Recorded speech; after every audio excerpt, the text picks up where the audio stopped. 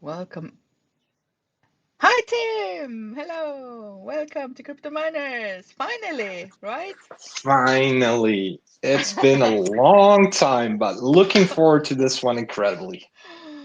Very nice. Me too.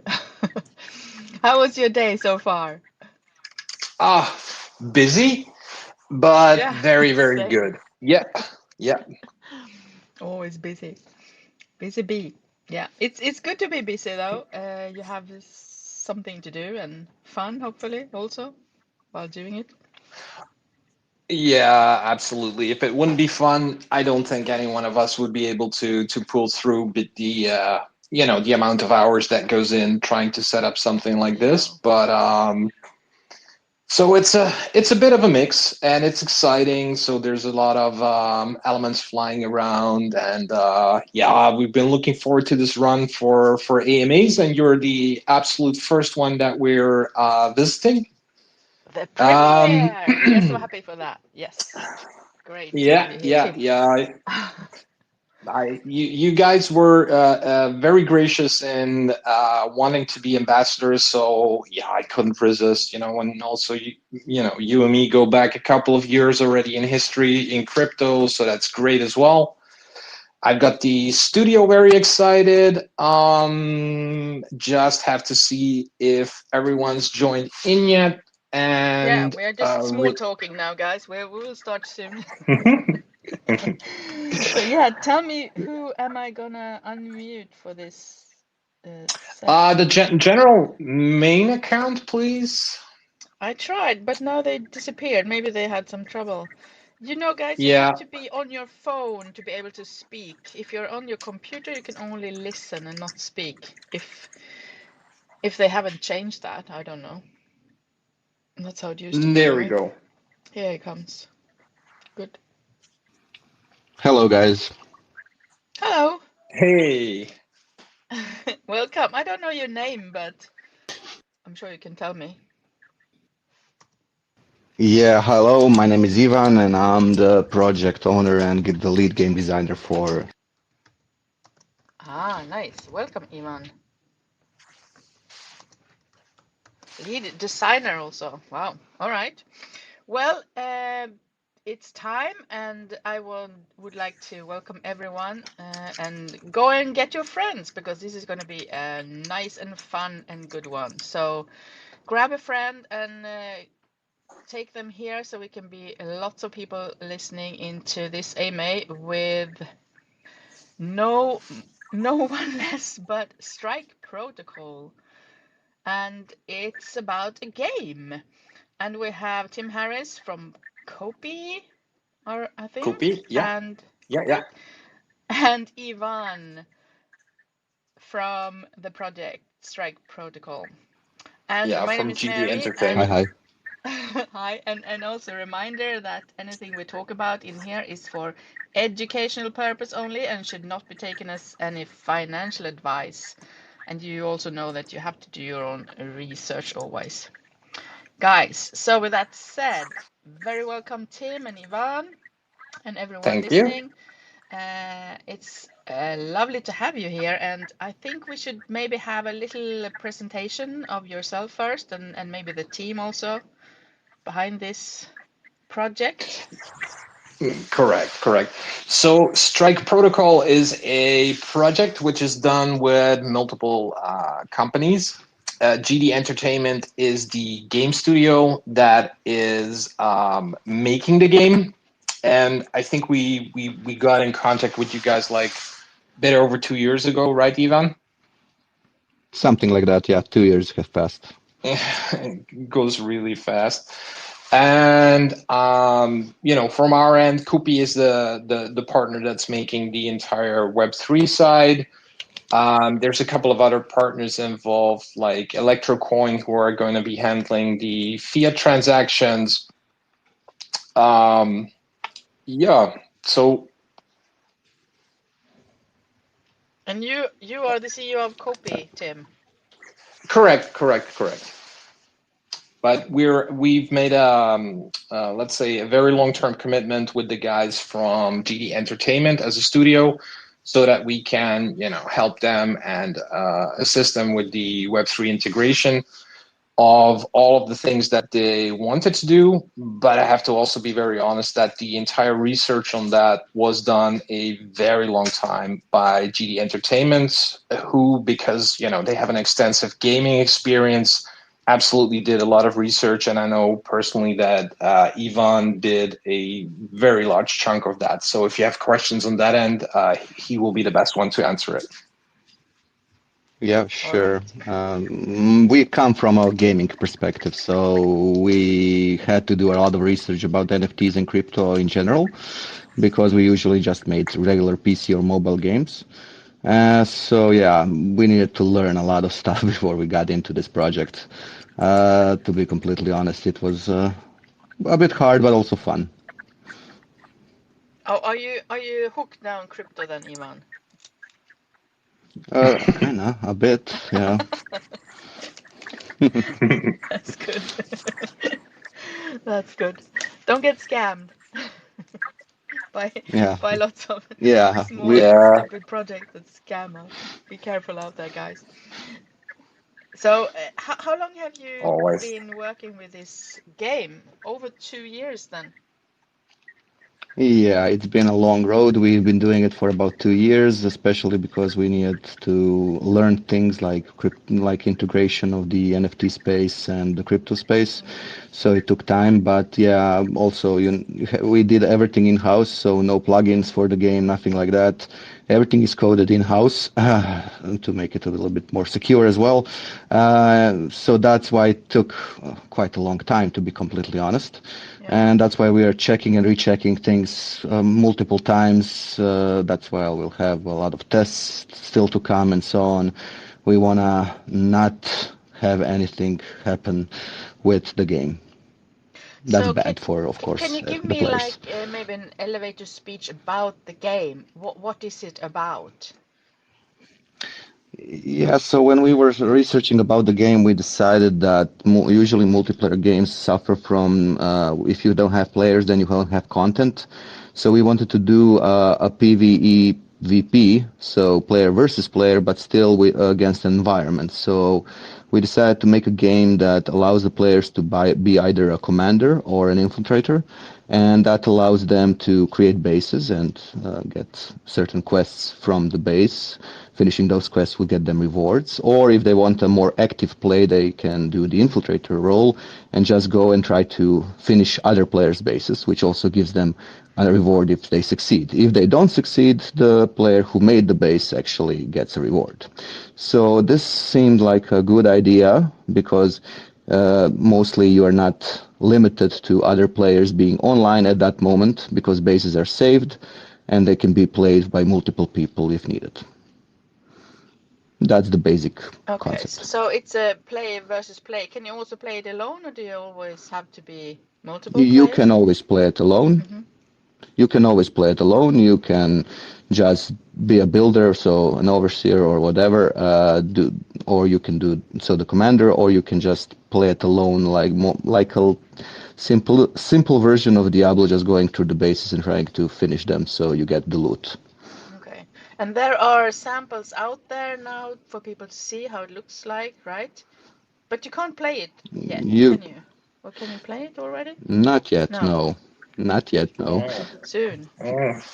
That might change really soon. Ah, okay. Good. Mm. All right, so Oh, so we'll get onto that in a bit. at the moment, I can, as an curious person about this game, I can go online at your webpage and see some samples, what it looks like, because I think people are interested to know the graphics and everything, right? That's Yeah, you can always visit our what webpage gamers and like. look at the samples. You can always look at the YouTube channel. Oh yeah, YouTube. Yeah, that's where I Yeah, saw so it, I think. correct. So we had Josh from Crypto Pandas who did the excellent review on the game, and we gave him full footage of all the different elements of the game, so that whilst he was preparing the review, he had a good representation of the let's say, the alpha stage that the studio is working on right now. So there were actually people in the studio making the recordings so that, he had access from, I think, I'd have to check, but I think like 8 or 9 different scenes from the game Elements. Mm-hmm. And he had free pick and choose of which parts he wanted to show, but we're over the moon happy with the results because that went up on the Gempad sale page. Yeah, and it went excellent there. So Okay. So Ivan, I'm also curious because you mentioned in the beginning that you come from normal gaming without crypto, whatever we can call it. Maybe it will turn Yeah, soon, but just the gaming yeah, scene. gaming. And so what made you take the step into crypto? What happened there? Why crypto? Uh, I'm just gonna explain this in a gaming sense, right? Mm-hmm. So I am an old player, and when free-to-play games came out, a lot of people were against them, and so on and so on. And I lived through that era where, free-to-play games kind of were not really good for most players. They thought that they would just die out. And now we are in a new era where, NFT games are going through the similar process. So we wanted to create something that is going to kind of bridge that gap again. And we think this is the time to do it before the NFT gaming just becomes a normal everyday thing like free-to-play gaming became. All right. So other gaming projects that I've interviewed so far, they have, I mean, or the players I've also talked to is they think it's important with these graphics and that the gaming or the games look a lot like the big games out there to be interesting to play. How are you going to right. capture the players and also get them to stay to play the game? Yeah, that's a very good question, actually. So there's, if you look at the general consensus there, it's two directions. You have the typical, let's say, the last 2 years of play to earn gaming, which are, I'll politely call it Ponzi based, and usually have a runtime of a couple of weeks. They come, they go, and that's it. You have, of course, the big rush of first-person shooters, which are very popular, and that's definitely an element where hard, deep graphics comes into play, and rollout becomes quite hard from a technical perspective to also make sure that that translates properly from PC version to Android and iOS. I think one of the things that we liked as a crypto studio on the plans that GD Entertainment had was the entire different approach that they had. So they come from a background where they focus on player enjoyability, to make games stick out, to make it entertaining, and to be sure that they reach a large volume on this game, because that was one of the first goals. So I also think already 2 years ago, we're speaking with Hotkey, who is the marketing agency doing the player marketing and the route to all the large gaming distributors, and got them on board. So that certainly raised my ears because, I know them from a few other projects. Um, and that was like, okay, guys, show me what you're building, show me what you're making. I think if I talk with the designers from the studio, they are completely focused on how do we get the hook in. At this point, they are focusing on details such as, okay, let's do missions. How can we make these missions, let's say, challenging on a daily basis, and then have like a big weekly one come out, and then be the big goal that everyone who's been doing the dailies goes like, oh man, I need to get this one in. If you look at the economic model, also there it completely stands out. Unlike any other game in crypto, 99% of them are relying on crypto investors to put their investment into the game, either by completely locking it or at least making sure that a big chunk gets stuck in there.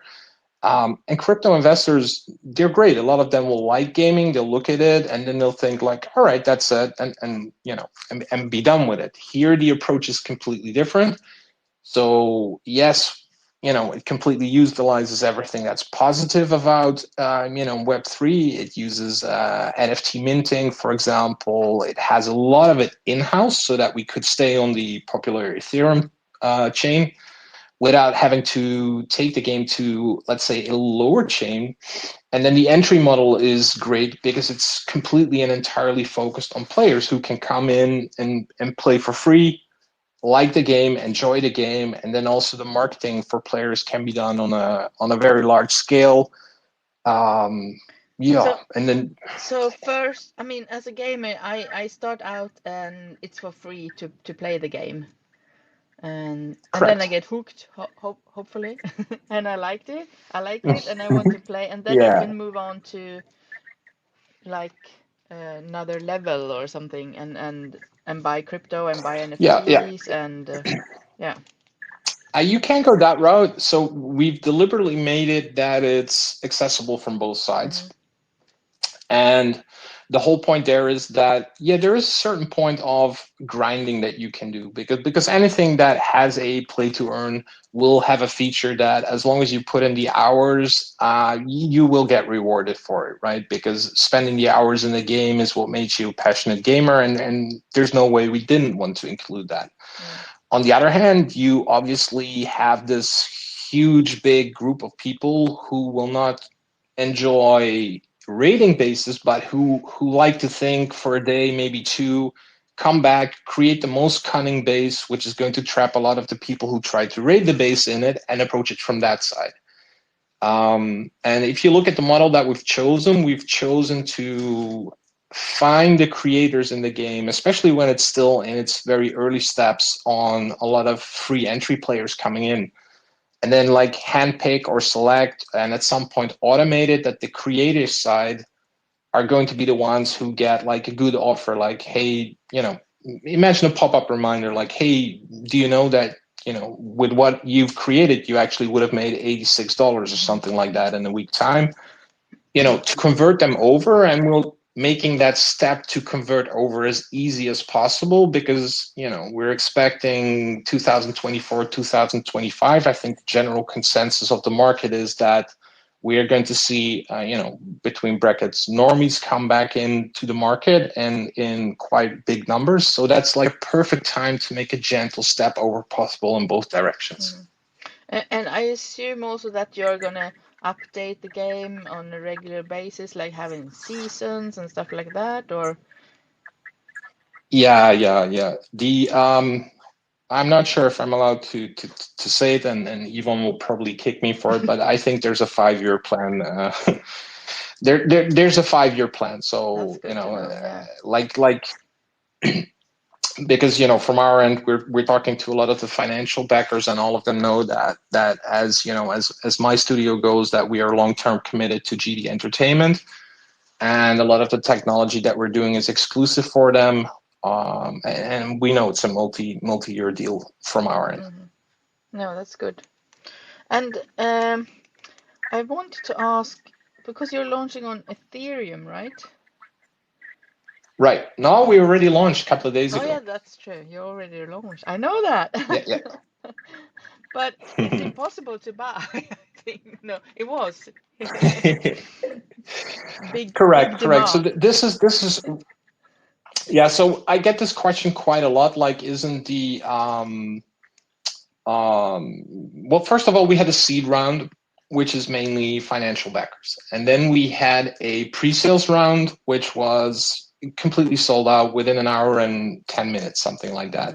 So it didn't even reach the public stage. If you look at the player side, and one of the questions I get a lot is like, okay, so you're on Ethereum, but Ethereum is pretty expensive in gas. How do you expect to handle that? Yeah, that's one of the most frequent questions. And once we have a V2 website up, we're obviously going to tackle questions like that in a good frequently asked questions. The the whole element is because you can come into the game for free, and then you get this transitional point.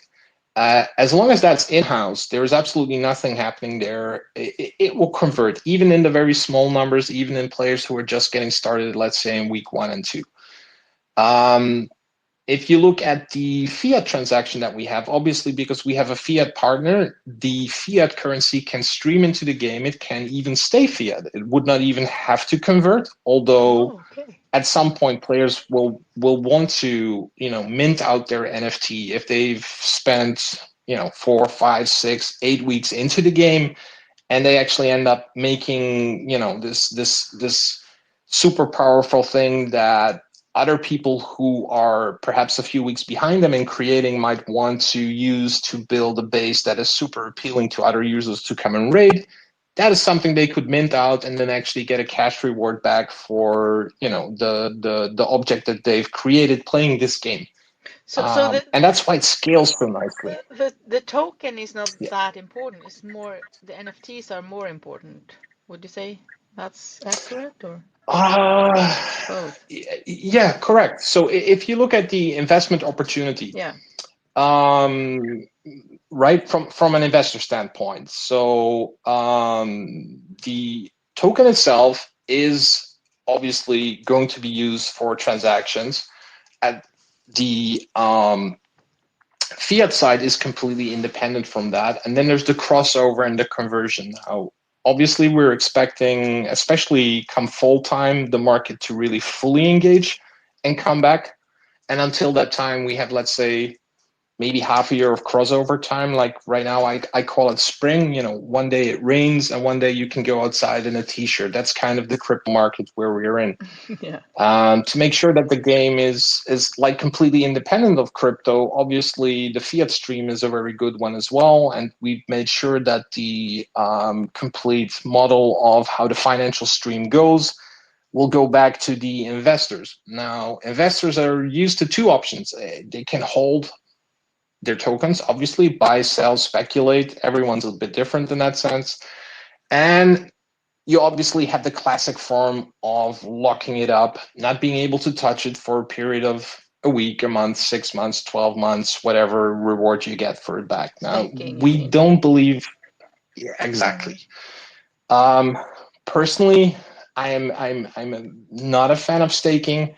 I've had plenty of private opportunities where I got in, put my tokens into staking, and for whatever reason, the project didn't turn out the way it was supposed to go.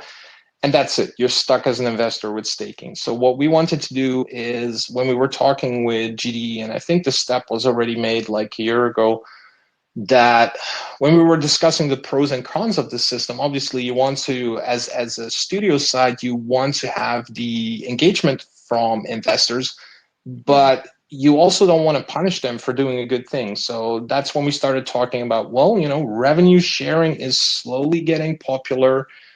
Especially end of 2023, there were a few successful projects, both in gaming and in non-gaming already going in that direction. And then we said, like, all right, you know what? From Koopy's side, we'll develop an entire revenue share model, which is going to reward the people that are holding the token, who've been early investors, because, there's a lot of financial backers from the start. But we're going to do it in a nice way so that, at some point, if they decide, okay, this is it for me, I've been on board for a month, for 6 months, it doesn't matter, that they have control over what it is that they hold. Obviously, at that point, they'll lose their revenue share. But if they stay on board, they will have a considerable amount coming back through the fiat stream. And therefore, so you don't have to stake to get the revenue. You just hold the tokens. No. Correct. That's good. Correct. I like that. So how that...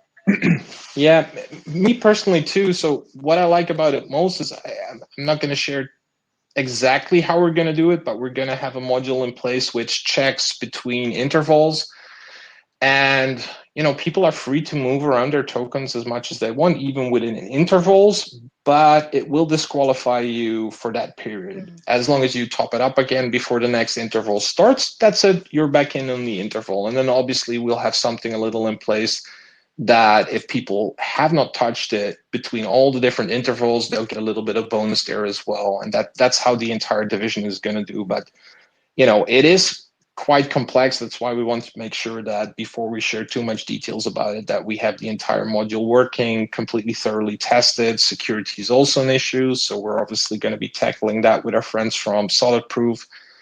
And once it's passed all of those steps, it will then be available in the game.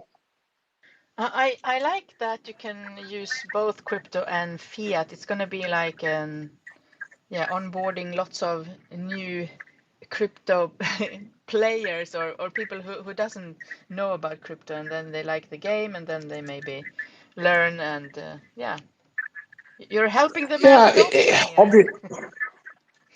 Exactly that. Well, that's one of the underlying thoughts here, is because we know the market is getting greener, and that's good news for everyone in the space, because all of us have been waiting for that for 2 years. Like I said, it's springtime. We don't know exactly when that crossover point is going to come, but we also didn't want to wait with starting player attraction. And then from a finance point of view, you have, let's say, 3 groups. There's the free players, then there's the players in fiat, and then there's the players from crypto side. Yeah. But I can't stress out enough that it is so super important that investors realize that, unlike any other play to earn game from the last 2 years, and no need to name names, I think everyone here will have at least a couple of experiences. They come, they go very quickly. We don't need the players from crypto side, and that's, I think, one of the huge differences this game has towards all the other games in the space right now. It's a normal game and a crypto game, or normal. I mean, Exactly. all of normal, Exactly. but you know what I mean. A traditional game. Yeah. We can say Traditional. Mm-hmm. Correct. So I'm also very happy that was in all of the documentation coming out of the studio, in the light paper as well. This is also one of the reasons why the extensive Git book, which is planned in the first 3 months to come out, that will hold a lot more detail on how all of the streams are running, how they're working, what the technical backgrounds are, and so on. But because the game is actually going out to big gaming, distributors, we need to make sure that we stay away from a few forbidden words, like gambling is a big no-no if you talk about mass adoption and regular gaming. And the game is going out on PC, on Android, and on iOS. So to be sure that it hits all of the platforms within the rules and the regulations, there are a few challenges there. I would say none of them affect it right now, but especially Apple is not being the most friendly one towards the big gaming distributors. And from our sense, we do know that they are very happy to switch over to this direction, which then puts us at the forefront of it. Mm-hmm. So you will be able to to join very soon and play from all these 3 different kinds, free or crypto or fiat. Yeah. And also you will be able to play on your phone, you said. Yes. So the first rollout that is going to be done will be PC based, because that's obviously where the more heavier graphics power is. That's also the one that is easiest to share. Next in line is Android, because most people in the space don't have a locked Android anymore. That was quite popular a few years back. That restriction these days is less of a problem.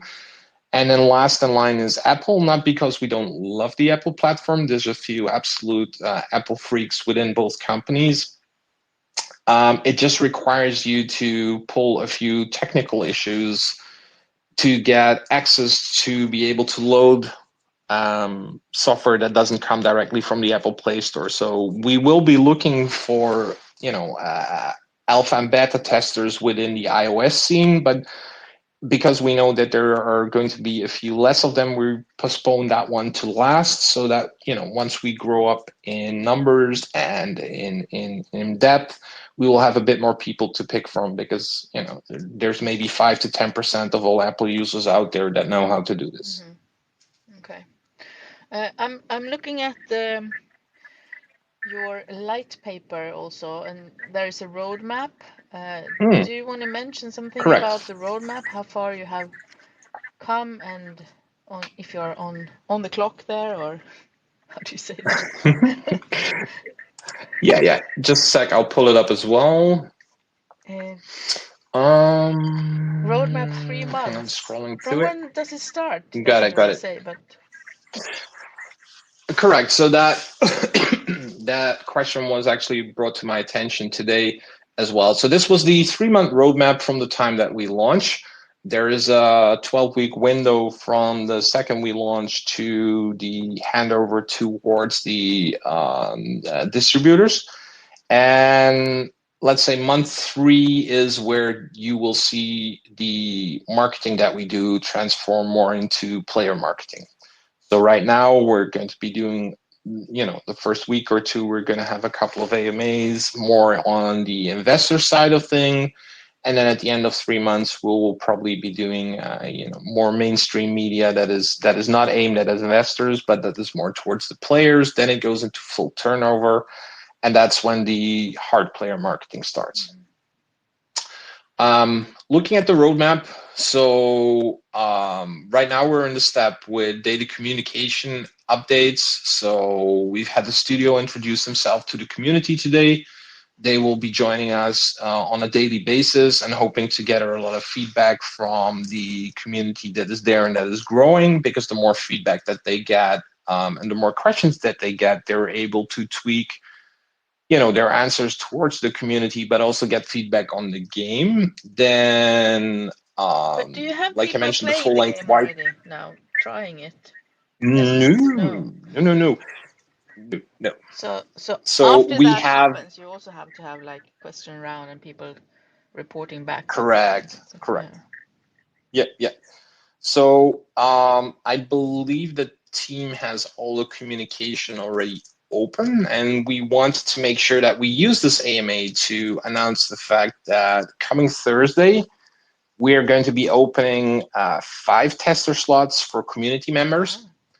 And those will be the absolute first dibs, first people from the public that have access to the game. The studio is going to be helping them hands-on. If they have questions, it's going to be run on a separate server, complete private access, and have 5 people in there, because How are you gonna I choose believe those today I 5 even got a people? question. Yeah, well, we want to make sure that they actually come from the community and that there are happy members in the community as well, because obviously, word of mouth travels a lot faster. But if you want, I will very happily grant you one spot to award one of the guys I from don't your think end. you want me as a test gamer. No, but there probably Hmm. someone in here who wants that spot. Let's see. Yeah, checking with Ivan. I'm pretty sure that he will be happy to add another person to the list coming from you guys. Oh, That that's would be nice. perfect. Yeah. You can see if someone is Yeah. volunteering here then. Hmm. Perfect. So, Yeah. So what we'll do yeah, go. is after the AMA, because right now we have the channel closed so that the public can listen to the AMA, obviously. And when the channel opens up, we'll make a communication on it, how people are able to get their access, because we'll ask them to do like a little tweet or retweet of the message with the communication in there, because right now we just want to read a broader audience, and it's important because at the end of the day it is a game and there are quite a few gamers in crypto, but it's also important that we get this first step of alpha and beta feedback on each of the 3 versions, so that the studio knows, okay, we're like a 9 out of 10 here, maybe we've placed that button there, and you can design something for 2 years, but at the end of the day, when 3 users tell you why is that button on the right instead of on the left, it just makes sense to switch it over. Yeah, great. Yeah, I guess you need lots of feedback from the actual players, and Right. probably they have lots of different feedbacks, and then you have to choose good ones. But yeah. Yeah, correct. So I keep getting the question when and this seems to be a thing. When are we opening for China, for example? And I have to be very honest, that's not in the first year rollout. There are a few restrictions, mainly on the phone version of it. that restrict you doing a lot of things here. I know we're going with 3 country languages to support initially, if I remember correct. That's going to be English, German, and French, which would cover, I would say, the majority of both EU and states, obviously, and then global players. And expansion is planned very rapidly within a short period of time to take Hispanic languages in as well. I would have to check the last list that we have, but all of that is obviously well planned as well. Okay, good. And I also want to mention, if you are not a player and you want to invest, that's also possible, right? Can you buy NFTs without playing? NFTs, obviously yes, but they will have to be minted by the players. Yeah, okay. So at the moment there are none. In second-hand markets. It's a consideration. Correct. Because we want to make sure that they actually come out from the people who have spent in the hours, who have been, early adopters, who have done the hours and hours of work into it. And if they get to just calling it simple now, let's say you start at level 1 like everyone else, and you're already at level 30, and you get this huge, amazing thing that you crafted by combining 2 in-game elements. Yeah, why not mint it out and then earn whatever the market is willing to give for it? If there are players that are on level 10 or level 15 and they want to buy their way up a level, it's possible. Yeah, it's possible. I mean, but we don't want to overflood the market. If you are a gamer and buy some NFTs from someone else where you aren't yet, do you rise up in the levels automatically with that NFT then, or you still have to as a creator way up? You have to play them. So you can, as a creator, you create bases that need to be rated. Obviously, the more fun goodies you have in your base that can be captured by people rating your base, the more attractive it will be and the more people it will attract. Then, because it's like an indirect player versus player, you're badly, if you design the base and people come to raid your base, they will have a limited amount of retries, and at some point someone might win this like big prize that you put in your dungeon. So the whole idea is that if you're excellent at creating dungeons, you will find people who will want to challenge you, want to beat you, and they will do their utmost best to get there. And that's where the whole player versus player element comes from. Mm-hmm. There, in the light paper, there are also 2 flow charts. Is that something that you can, correct. I'll can open explain those a little bit? Ooh. I'll ask It's how the rewards I'll ask go. Ivan to explain those. Yes. Yeah, we have Ivan here. Yeah, hello. I'm sorry for the disconnect. It happens. Give me a second, and I'll explain the flowcharts.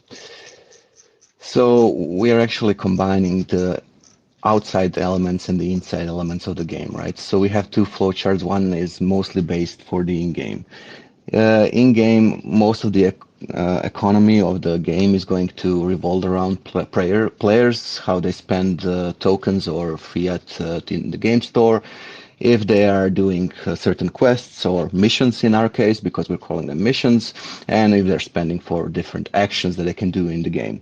Those commodities or whatever currencies are going to be kept in-game pool for future rewards. So we want the economy in-game to kind of replenish itself. We will also add certain amount of tokens each time if we see they're missing. But the more players play, the more the pool grows. So this way, the players are always going to get something back. The other flow chart is the outside chart, so which I think Tim did explain a little bit around the revenue pool. A part of that game store is going to go to the developer marketing expenses, of course, but most of it is going to go in the net profit pool, which will then be split to the reserve and to investors. We are going to feed the original revenue pool from the NFT market, game store, and the Uniswap. buy-sell tax. This way, if you're an outside investor and you don't enter the game, you can still get something. And if you're a player who just wants to play the game and kind of enjoy it and maybe even make some money out of it, then you can just keep it there. You can be, of course, both. It doesn't really matter. You can do both sides. We just want to keep the players happy.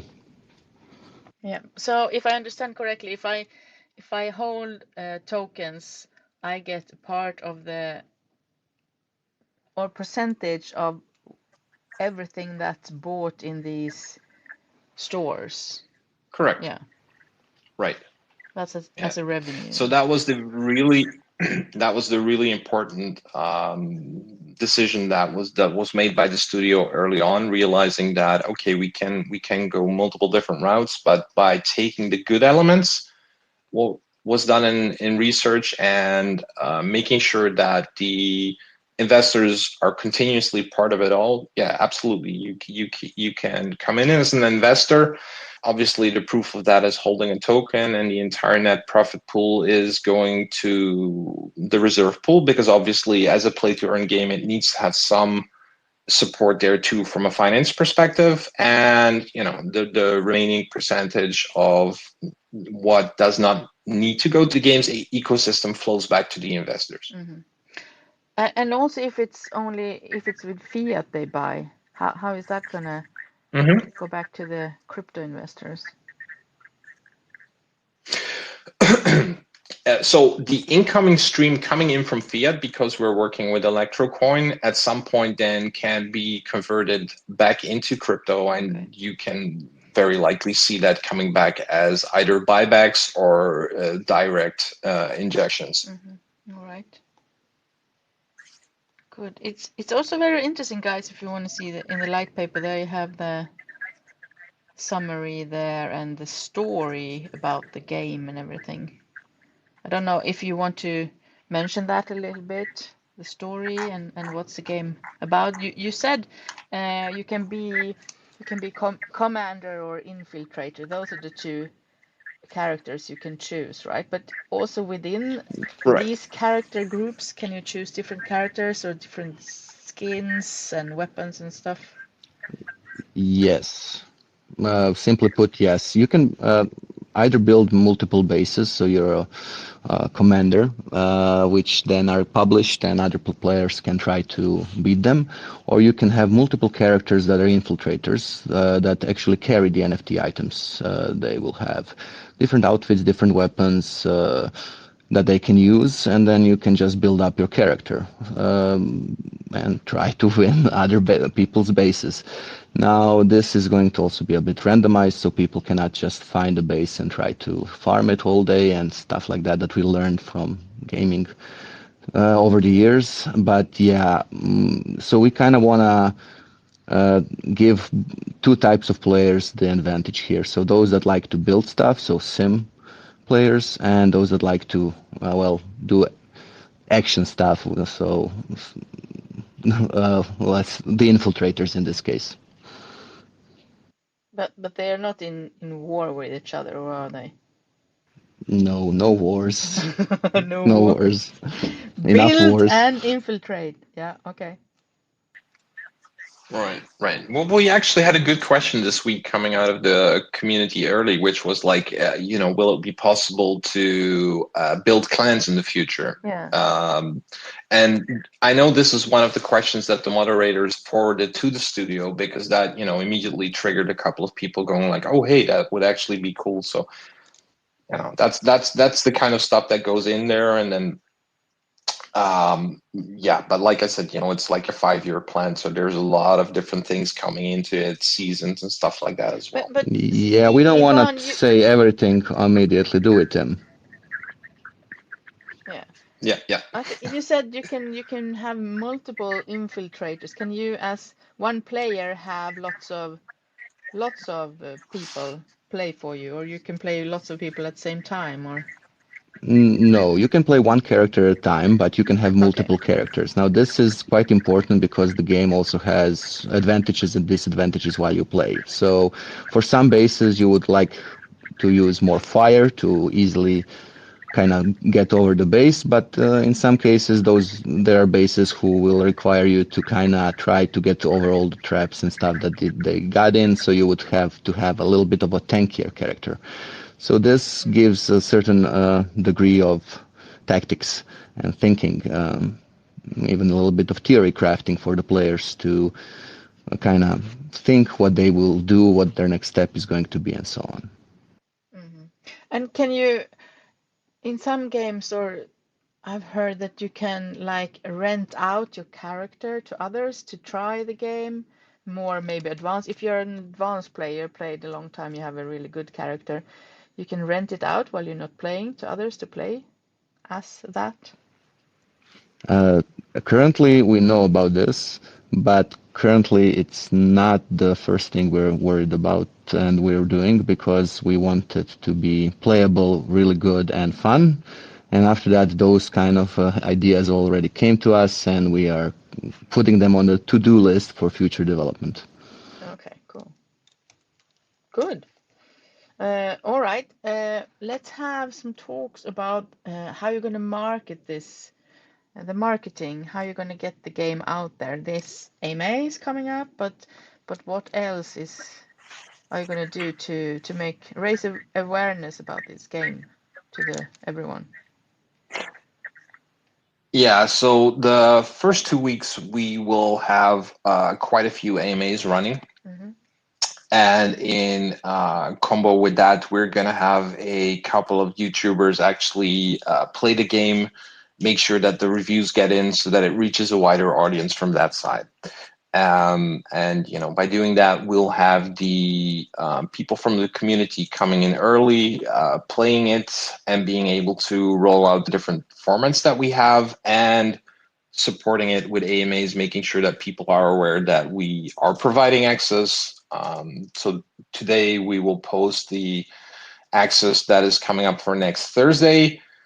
And from there on, continue it out, getting a bit larger and larger and larger in coverage as we go in terms of YouTube, written media, extra experts coming in to bring more light on it. And then from a public media, so non-crypto media, obviously, all of the three companies, I would say from finance side, you know, GD Entertainment is based in Zagreb, Croatia. Kupi has its headquarters in a city next to Zagreb, Croatia.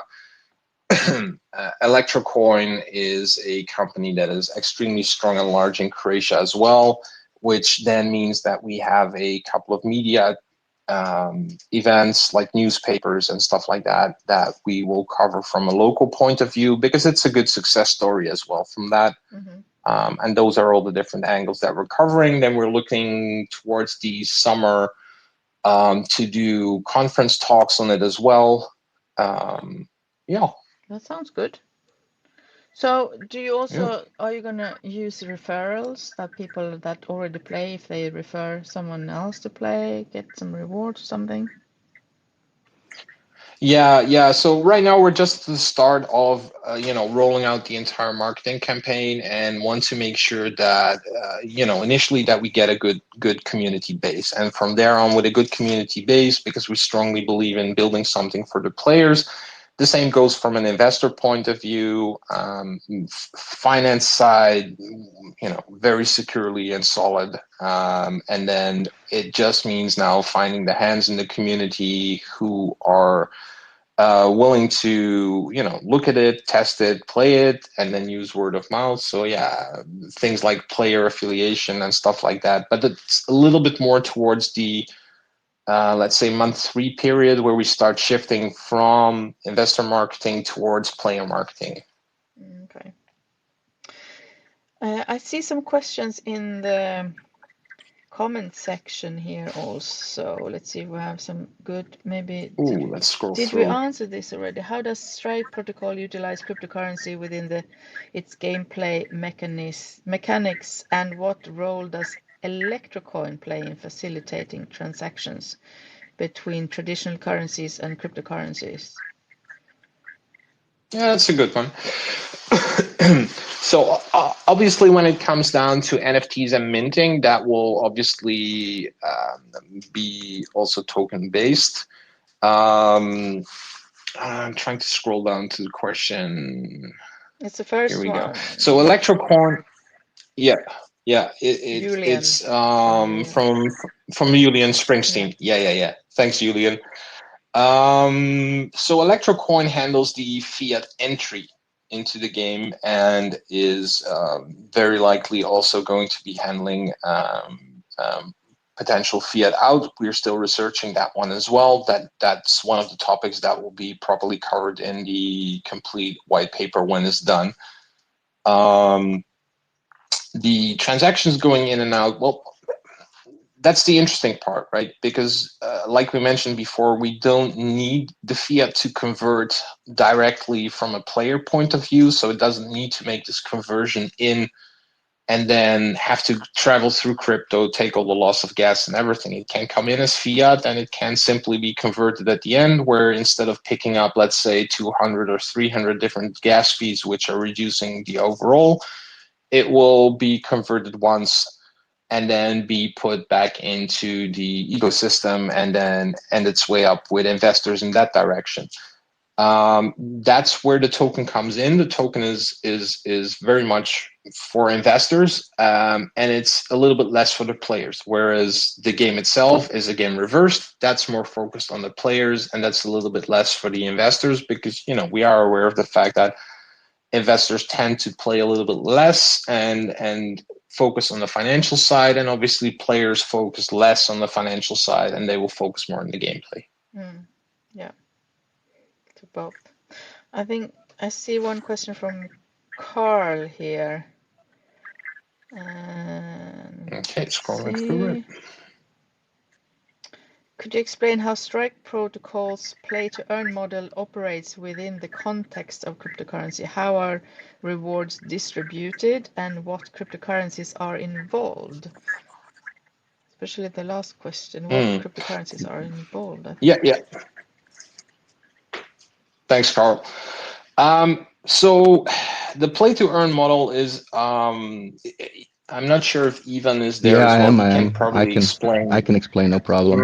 So Okay. the in-game part is going to have a certain amount of tokens daily, which can be claimed by players. Players play and kind of get points. They have a certain amount of time or certain amount of missions to complete. The more and the better they complete them, the more points they get. We then combine those points and look at today's pool. If the pool, we divide it by the number of players and we divide it by their points. In the end, 7 days later, I think, if I'm not mistaken, they can claim their token as the reward.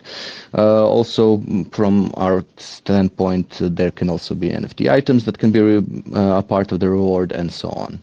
I hope that explains everything. Yeah, that's good. Are you happy with that, Carl? Otherwise, you have to write again. Also, Carl is asking about the security part.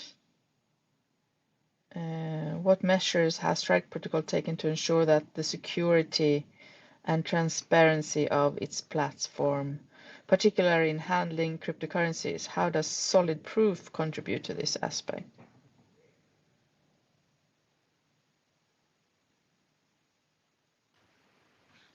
I think Tim can answer this better than me. Tim, you're muted. Yeah, thank you. I was chatting into the phone. Yeah. Can happen. No, so we've from both company sides, we've partnered with this with Solid Proof. That means that every single piece of code that we do from Kupi's side, which is the Web3 side, will be audited by Solid Proof.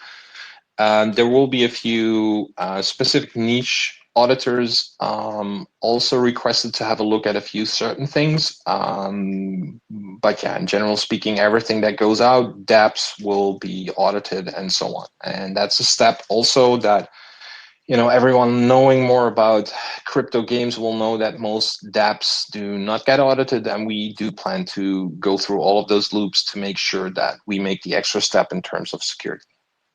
Very good. I see. My God, time flies when you have so so many Mm, good questions. Do you have to be somewhere soon, Tim and Ivan, or mm-mm. can you take No, some no, very happy to continue. We live can continue. questions? Yeah. Is there something that you think that we should have talked about before we go to some live questions? Did I miss something very Um, important?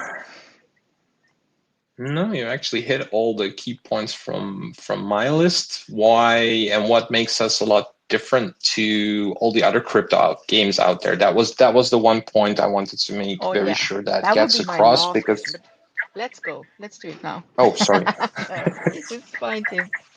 It's a really good one. I like that question. Yeah, I think look if you look in terms of finance and investors, we've just come out of 2 years of bear. Everyone knows and feels this, and everyone's a little bit cautious. So the one thing we want to make sure is that we don't compare down to any examples out there, because we are putting out something completely different compared to the rest. And the fact that it's a gamer focused game that uses elements of crypto and then brings back the revenue from the financial side outside of crypto into crypto and makes a, let's say, smooth transition for players that want to convert from normies into crypto. Yeah, it has to do with adaptation, but it's not annoying for players. It's actually beneficial for players if they do, and if they don't, that's fine as well. It's a, I would say every single stakeholder, whether it's a player or whether it's an investor or whether it's even a speculator that will go with the chart going up and down and try and time their moment, and it will find something in it for them, knowing that it's backed by multiple different companies, and that the entire due diligence process upfront and into the future is covered, will be covered, and has a lot of security measures in place to make it safe and transparent. Mm-hmm. Um, Yeah. and if you put those elements together, I think, yeah, it really doesn't compare to most crypto games out there, and that's the big difference. Thank you. And you also have been working a long time. This is not just a game you've flipped your fingers and there is a game, but you have put lots of effort and Yeah. time into this already. But something I forgot to ask is how big is the team behind this game? You said, Ivan, you do everything in-house, and how many people are working on the game or has been working on it? Uh, Around 30 people are currently working, Oh, and okay. they'll continue working. We were a little bit smaller when we started. When you're doing everything in-house at the beginning, everything looks like just very bad. So we are still improving graphics, we're still improving stuff, and we have a bigger team now, so it's going smoother and faster. Yeah, but it's around 30 now. That's a good number of people working. Great. So are we ready for some questions from the audience? I see some hands up here. Yes, please. We've Sure had thing. someone up here. I don't know. We had. Oh, he's not up here anymore. We had some Jay up here, but you didn't want to ask Jay? I don't know. Is Yeah, Jay's part of Kupi. okay, okay.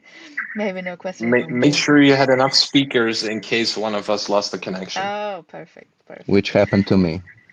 Yeah, that can happen. Let's see. We have Alicia, and I'm gonna also add billion Super. because it takes some while. It takes a while for people to connect sometimes, and Oh, yeah. sometimes they don't even Yep. succeeded. Let's see. Alicia, can you hear us?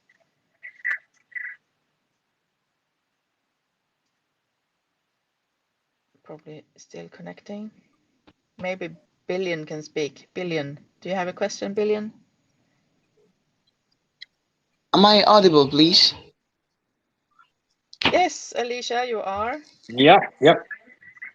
Okay, so my question is, I would like to know how does Strike Protocol plan to leverage decentralized finance principles or integrate with existing DeFi protocols to enhance the financial ecosystem surrounding its gaming platform and cryptocurrency?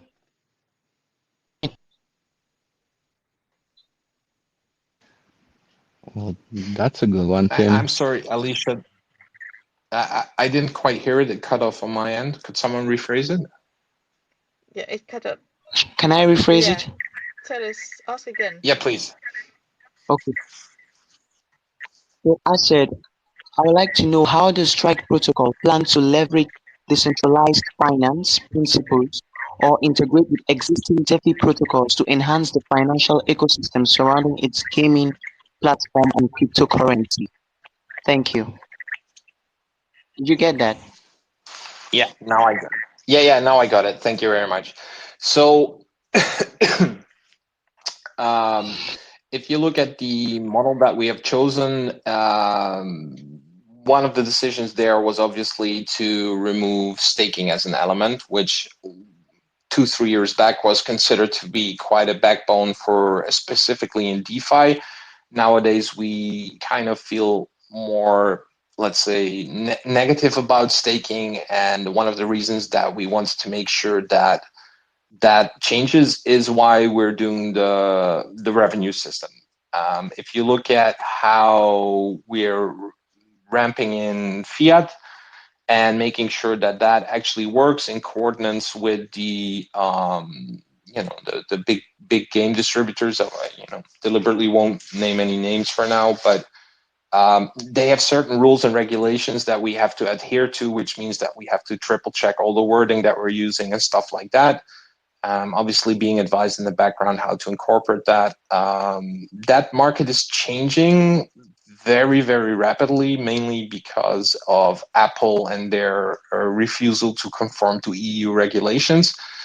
And that also means that there is a bigger space for especially DeFi to step into that as a potential alternative. Now, that obviously is something that we all like.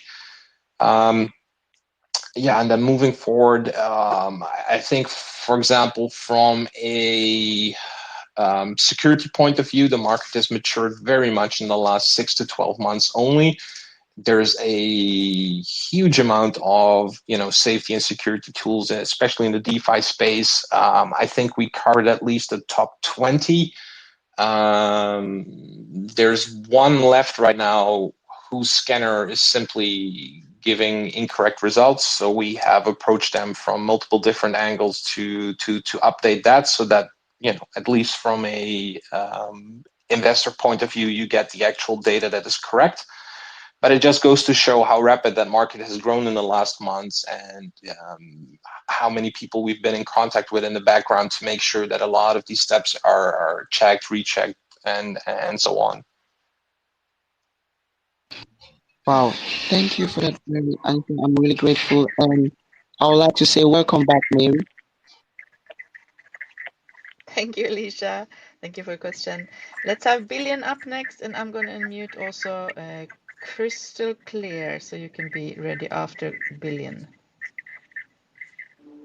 Hi guys, am I audible? Yes, hello, Billion. Yeah. Thanks for picking me up in this space. My question goes like this: can you please elaborate on the twin striker classes unique mechanisms? How does it differ from other classes?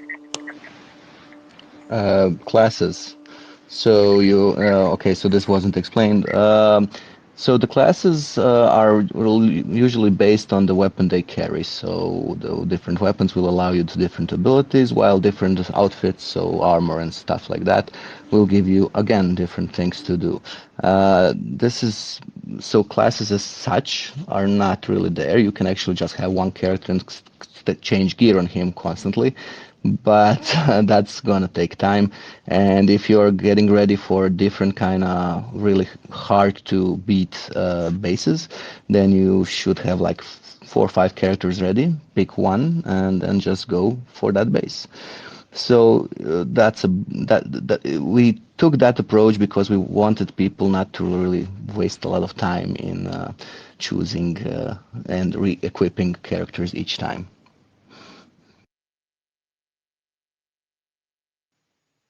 Are you happy with that answer, Billion? Thank you very much. Thank you very much for the answers. Thank you. Crystal clear. Let's hope you are speaking crystal clear. Yeah, hello everyone. Hello? Hi, hi. All right. My question is this, is due to the security measures. How does Strike mitigate the risk associated with the DeFi leading, such as smart contracts, vulnerabilities, and market Mm, devaluation? right, right. I'd like to cover that one. So we had a contract issue at the start. That was very unfortunately, but because we had a lot of extra security in place, we were able to plug that one out, right? And I've had to answer that question quite a few times in the last few days. Um, what we did is we did over 50 different testnet versions, ran that through all of the different models that we had. Then we made sure that we did a dummy live test on Ethereum, which is usually not done as well. Made sure it was completely audited from front to back. And unfortunately, you cannot stick as much as you'd like into live testing, but the fact that we had put a lot of security measures in there, talking with Jampad and talking with Solid Proof upfront, made it possible to put in a patch. And that one was also triple checked with people like the dev from the Honeypot bot IS. Yeah, it's very unfortunate that it slipped through, but I'm super, super happy and proud of our developer that we did have the tools in our hand to actually provide the patch so that it could just, continue from there. All right. Thank you very much for your answer. Thank you very much for the question. It's a good one. Thank you, Thank you. crystal clear. Tim, where are we on the time? Do we want one more question? Yeah, go for it. Sure thing. Yeah, let's see. Who should we pick now? I think we are gonna pick Anthony or Felix. What is your name? Felix? You have been here from the beginning. I saw you from the start, so see if it connects. There you go, I think. Thank you, Anthony? Mary, for bringing Hey, me up. Felix. Yeah. Thank you, Mary. Thank you, Tim. Mary, nice hosting. I just wanted to ask, how do you guys plan to, differentiate or try to separate some rewarding users from the actual gameplay? Since the gameplay is the most important thing that the gamers are, looking for, how do you try to balance the focus in terms of gameplay and rewarding users?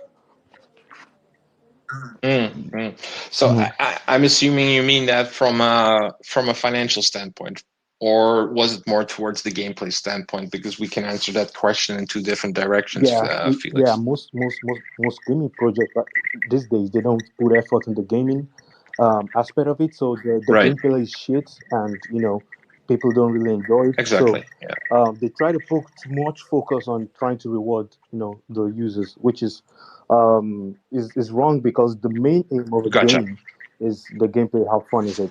So I'm just trying to ask, how do you guys divide Exactly. your attention in terms of gameplay and rewarding the users? Yeah. Mhm. Ivan, you'll probably want to tag on to this Yeah. answer a little bit, but I'll answer it from a finance perspective first, and then I'll let Ivan explain how they focused on it from a game design. So from a finance perspective, the reason I like the original plan was very, very simple because the focus was on the gameplay. If you look at the route to market, so to speak, that they have chosen, it's also very, very visible because yes, obviously it's a game that runs on finance, and to a degree there has to be a healthy ecosystem. But if you look at the balancing that has been done, and knowing that the design discussions that have taken place over the last 2 years, I think we had many external advisors and researchers also come into this to give their perspective from it, from finance, from large finance, from small finance, but also from players, casual players.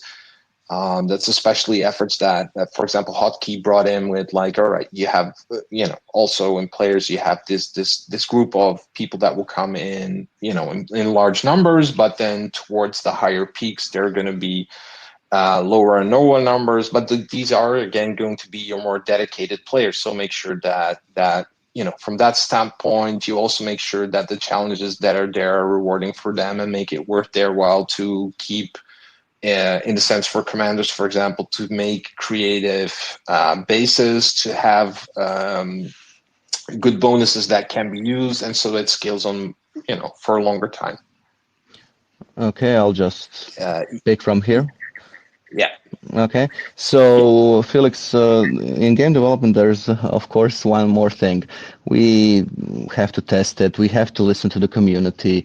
We're not gonna pick everything the community says, of course, everything that's possible, which we think is fine. But we will listen to the community. And I am expecting, of course, a few bugs in the beginning, maybe something like that. That's normal. But I'm also expecting the community to kind of get feedback back to us, and so we can work on it, so we can increase what you said, the games to be more fun and more fun, adding additional layers to it so that the players are happy. Because from my standpoint, which I'm a player, I also kind of want to see players happy with it, mostly. Yeah, That's a thank you, really interesting Anthony. answer. Thank you. Yeah. Thank you, Mary, for bringing me up. I agree. I mean, that should be the first, actually, to have fun as a player. Then you can keep your players, right? If it's exciting and for a long term, playing in different games and different challenges and things like that. Yeah, Yeah, but absolutely. there's also one other aspect, Mary. Players are different, so what might be fun to me might not be fun for them. So that's why feedback is quite important. The more feedback we get, the more we can know what to focus on, what to improve, what to make better. What they want is what we need to make. That's very simple. Yeah. Yeah, so you have different angles to make everyone happy is not maybe easy, but you can always try anyway. I had a question in my head. Let's see if I can spit it out if I remember it now. No, I don't remember it. Damn it. I'm sorry. It will I'm come. so It will sorry. come. No, no. First, let's go over how if I want to invest now, where do I buy this Yeah. token and coin and when? It's out already, right, Tim? Yeah, correct. So it has the ticker code STPR. You can also go to strike hyphen or minus protocol.com, and from there pick up the Uniswap link. Small warning, obviously, just make sure you verify the contract, but the button on our website will bring you directly to Uniswap and insert the correct token address. Yeah, look out for scammers, guys. Don't just take a Always. protocol. Always. Yeah. Check that the person who posted the protocol or the contract always is an admin or some real person from there. Correct. Yeah. Correct. Yeah, we took the precaution to block, I think, about 40 or 50 different Telegram channels, names, anything we could come up with, different variations of the name, and had all the protective bots in place. So all of that's been taken care of. And then still, you will always have people direct DMing people with a copied profile. I think we've seen 3 of our mods being imitated already. And we do appreciate the community giving us these warnings because it enables us to put out security warnings as well. Yeah, an admin never DMs you first, right? To help you. No. You always have to DM them. Exactly. That's a very important rule to go by, I think. Well, As much as as much as I feel sorry, there are people in Telegram who are not able to DM out because it's called Telegram jail. That sometimes happen, but for those people, please ask the question in the general channel. If it is of a private nature, we had one example like that. That in the end of the day, we did first double verify that it was a person, and we did have to end up DMing them. But it's extremely rare that we do that, and then make sure that whoever you're talking with understands how Telegram works and stuff like that. So yeah. You disappeared then, Tim. Do you hear me now? Yeah. Super. Yeah. So most simple is go to strike-protocol.com. You can also follow us on Twitter. We're called Strike Protocol 1 there because the Strike Protocol was already taken. It's a registered account. Currently, it's displaying the blue status, but we have, obviously as a serious company, already paid for the gold tick. Just waiting for Elon to bring a few improvements and increase in speed to Twitter. But yeah, that's also coming within hopefully the next coming days. We see it on our side. We have all the features that come with the business account. It's not displayed on the front, but it's coming. Yeah, good. And also I wanted to ask, if I'm now a gamer and want to play this game, where do I go and how long do I have to wait? And yeah. You shouldn't have to wait too long. So after the AMA, we're going to post the opportunity for people to be able to get in there. We're opening the doors on Thursday for the first 5 people. That's just to make sure that we have, early people from the community rewarded that are in the channel for the next couple of days. And to make sure that they, if they're part of the community, if they ask, we have studio members coming in each day so they can ask their question to studio members. If we notice people are, let's say, proactive in there, you have a really good chance that you'll be one of the 5 people in it. And then, a week later, that's kind of the schedule that we have in mind most. You have an alpha phase and a beta phase, and you have 3 different protocols. So there's the PC version, there's an Android version, there's an Apple version, and obviously having an alpha and a beta on both of them. And you'll have initially a couple of members, then a bit more members, and then in the final stages of all of those, we have the stress testing so that we do a very large number of people onto the system. And that's the entire rollout schedule. So yeah, a couple of days for the first people to come in, and I know the studio is super excited for that one. We are. Be good to see. Yep. Yeah. So just a couple of a day away, guys, for you to grab a seat at the 5 table, the first 5 table. Yeah. And we're making sure that because we're still early days, we're looking for community members that are willing to post a thread about the project. What do you like about it? What do you think makes it unique? Because that opinion, like what Ivan said on players, is going to be different from every kind of player or investor. Some people might like the fact that it has revenue share being super unique within crypto gaming. From another standpoint, you might like the fact that it has the 2 different modes.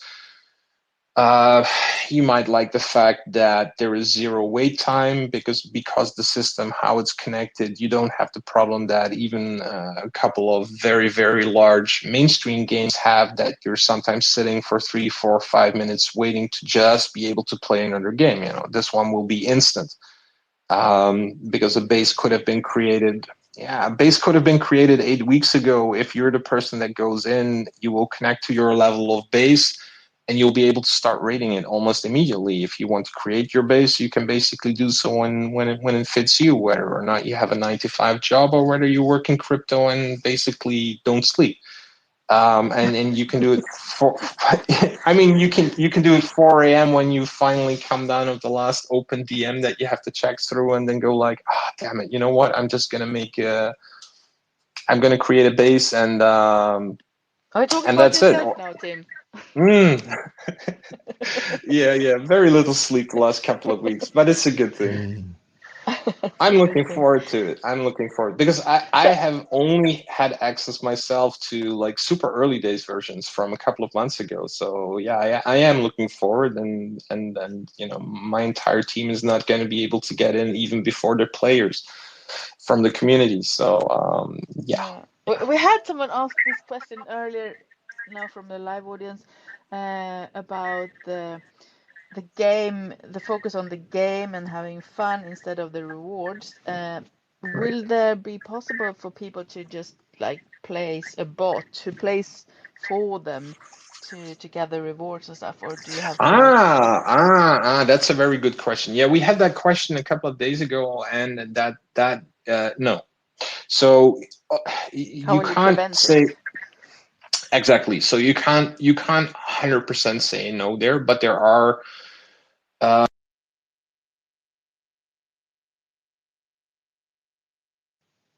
I think we lost you now, Tim. I can't hear you anyway. Yeah, so I'll continue. You can't completely remove bots. There's always something that happens, right? But you can always stay ahead of them a little bit at least and try to prevent them from playing your game. We do have certain security protocols already inside, but of course we're going to increase those as time passes. That's one of the points we are looking at all the time. Yeah, that's good. So if you use a bot, you can be banned from the game or something like that. Something like that. Probably first a warning and then maybe a Yeah. ban. Yeah. hmm Yeah, that's good. yeah. We lose all your weapons, Also, guys. yeah, well, also that, but you also don't have an unlimited run on bases either. So every base is going to be unique. Every base will require something else. There are certain things you obviously can bot. There are certain things you cannot bot. And then from a security standpoint, yeah, I mean there are telltales, and there are parts automated systems going to be in place, and parts not. We're So not going if to share you every secret, but yeah, there's a lot in there. I think yeah, okay. Ivan is underplaying the amount of effort and work that was done in there. Yeah. That's true. We will have to take a look later, Ivan, when you're launching your game finally. It must feel like yeah, a good time now when it's very close. Or are you very nervous and working too much now, even We're days before, or yeah, we are working way too much now. That's true. I haven't slept. I think Tim actually beats me with sleeping maybe 2 to 3 hours a day, and I sleeping well, about 4 to 6. Mm. okay, you have a competition there. That's good. Oh yeah. It's like Uh, 4 a.m. conversations. Then what do you think about this? And I expect him to react like 3 hours later, and I get like 10 minutes later. Yeah, I think that's good. And I'm going like, oh, you're a wake up. Yeah, yeah, yeah. That's cool. So I have one another. Maybe it's the last question. No, I have two questions actually. Hmm. Um, You already said that you have like a 5-year plan, but where do you see yourself in 5 or even longer from now? What's the goal? What do you want to have achieved by 5 year? Mm. Um, well, I think I'm gonna get kicked by Ivan by even saying that it's a multi-year plan.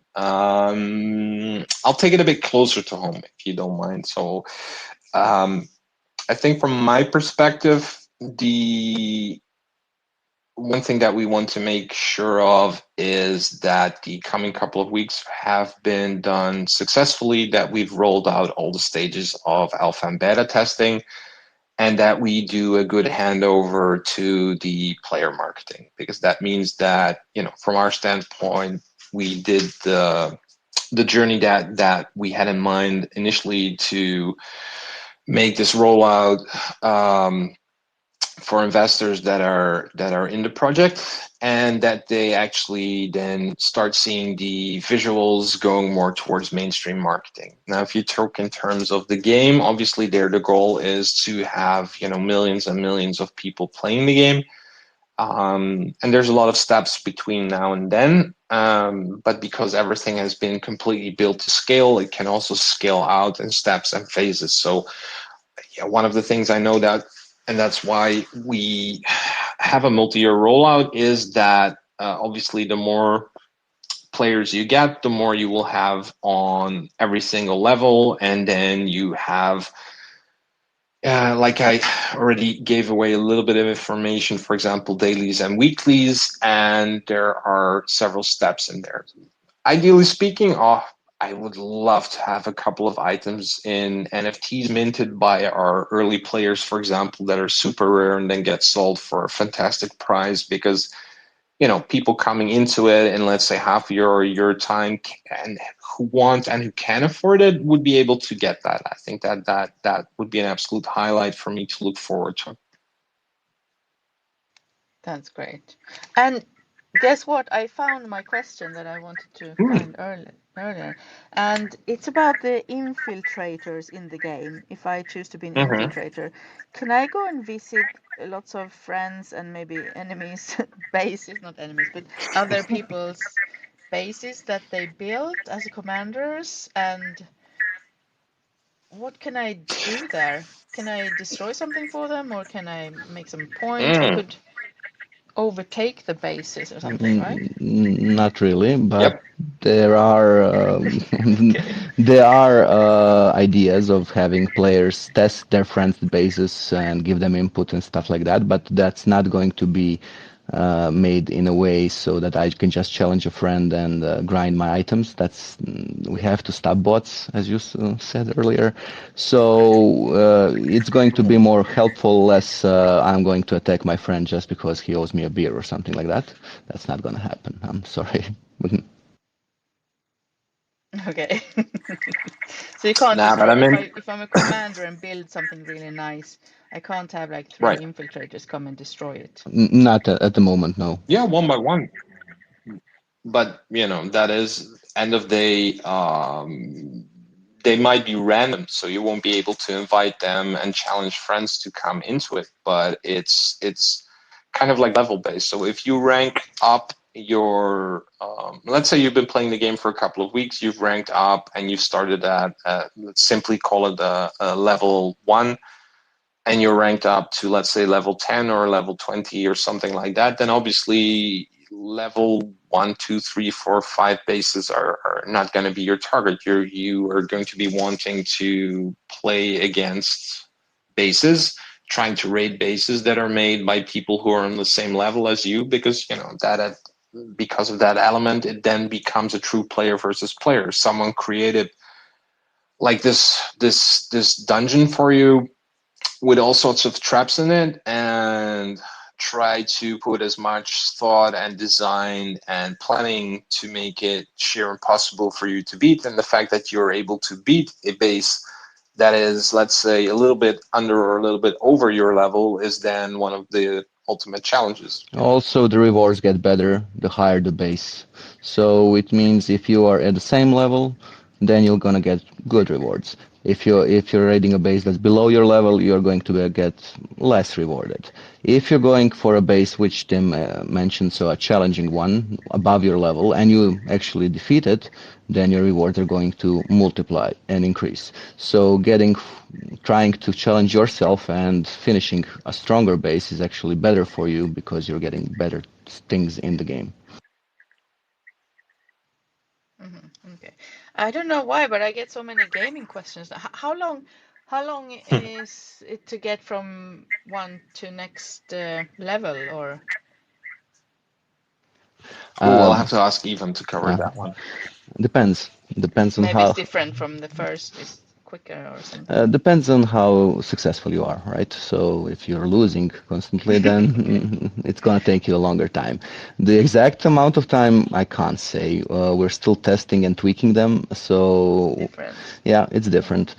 It's different from level 1 to level 2, level 3, level 4, and so on.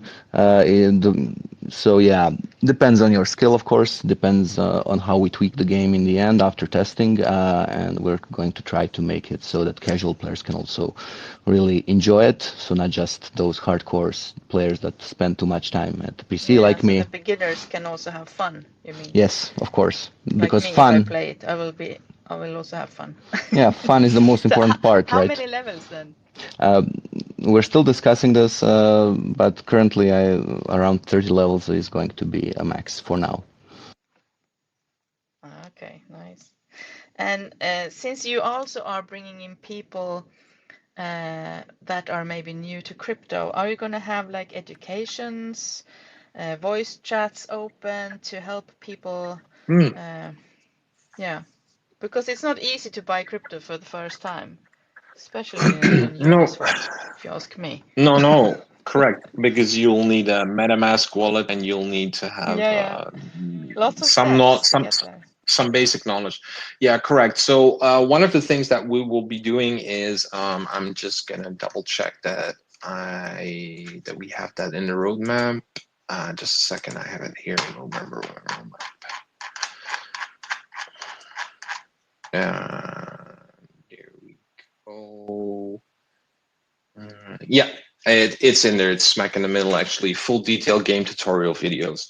So that's one of the things that we're absolutely going to do is like step for step how-to guides, which are both audio and visible, and that have as good and as near and as close as possible we can get to making sure that the majority of all people will get through it in one go.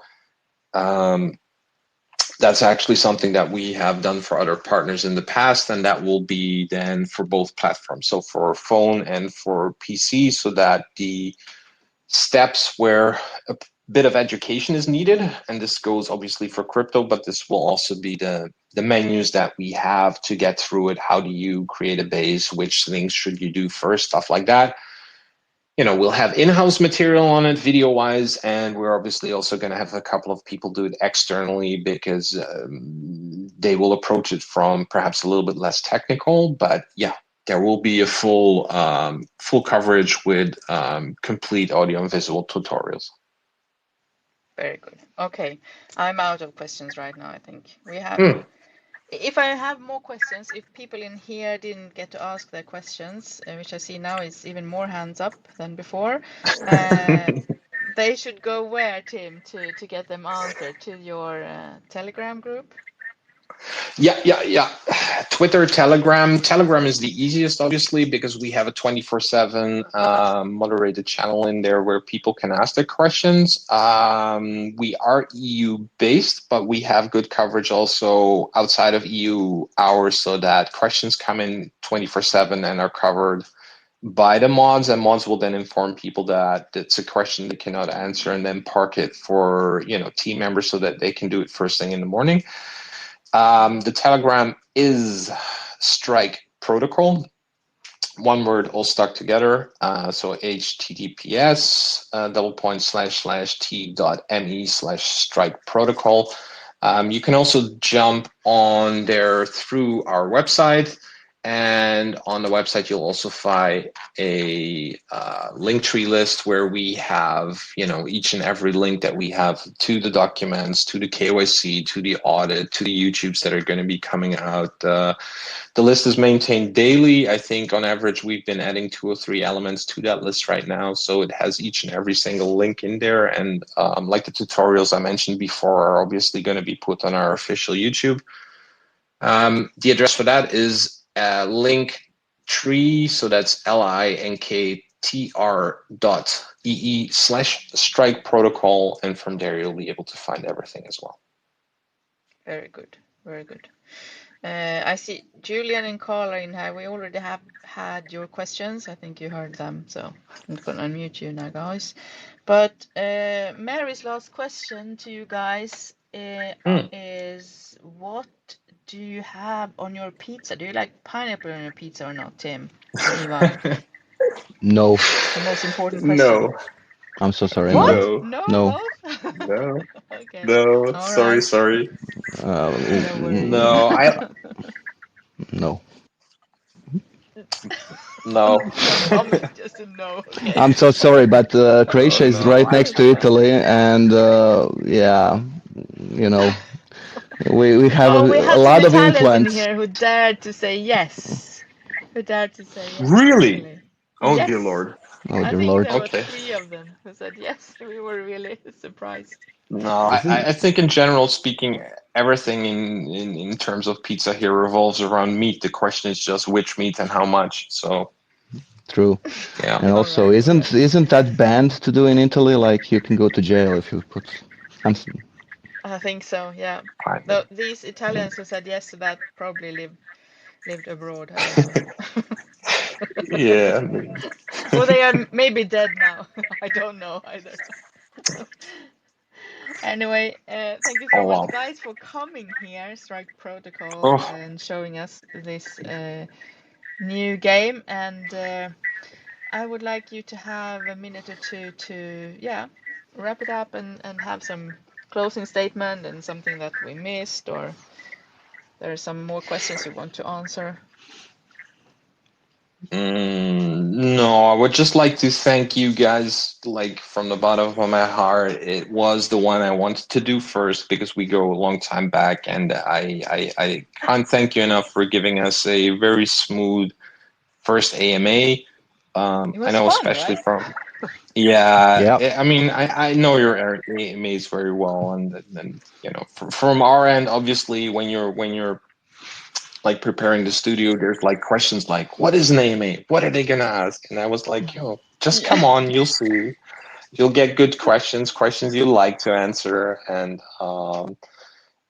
it's important because we had a lot to convey that what yeah, back again, sorry. Now, we had a lot to convey, and I think the most important thing here is that, you know, from our point of view, we want to make sure that people understand the difference and that people know why the game is what it is. It's completely different to traditional crypto games. It's far more along the side of traditional gaming, and we've used the elements from crypto to patch it all together and to make it one big total whole. Um, um, I would say a large part of your questions enabled us to explain that very well without coming up with a way of how to formulate it. So I thank you very much for that. And your audience, of course. Excellent questions coming from there. Great, thank you, Tim. What about you, Yeah, Ivan? thank you for the opportunity, Mary, and that's about it. I kind of liked it. This was my first AMA ever, so thank you. Great. And it's recorded, so you can listen over and over if you liked it. Maybe I even will. It will stay forever in the ether somewhere. Yeah, yeah. Oh, yeah. We'll make So sure it yes. gets linked up in the link tree as well. Yeah. Oh yeah, you can. Great. Cool. Thank one of our listeners for coming and join us on this special occasion with Strike Protocol. Their first AMA ever was at Crypto Miners. Don't forget that. Thank you, Tim, and thank you, Ivan. And yeah. Also, I want to say you're coming back, guys, right? I think you will come back for another AMA Mm. later on. Yeah. So you get to tell us An everything we update. did wrong after we heard it 30 times, and yeah, we'll bring you updates on the project, see where we stand, and maybe I don't know. I'll have to call Eva. Maybe we'll try pineapple on a pizza and then tell you what we thought about it. I think so. I think you should. Yeah, that would be I'm so good. sorry, but no. Okay, fine. I will No, commit to but after trying the it, and game, I'll let you know. that's cool, Tim. Thank you. But after the game comes out and people have tried to play it, I think we should have the next AMA to see how it goes. Yeah, exactly. Yeah, Yeah, Sure correct, thing. great. correct.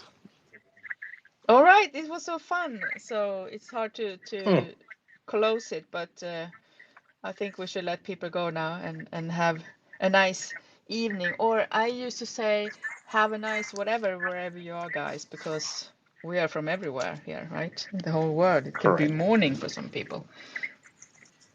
Correct. So yeah. Thank you very much, guys. Have a good one, guys. And Thank you. Yeah. speak with you soon. Ciao, ciao. Thank you. Bye bye.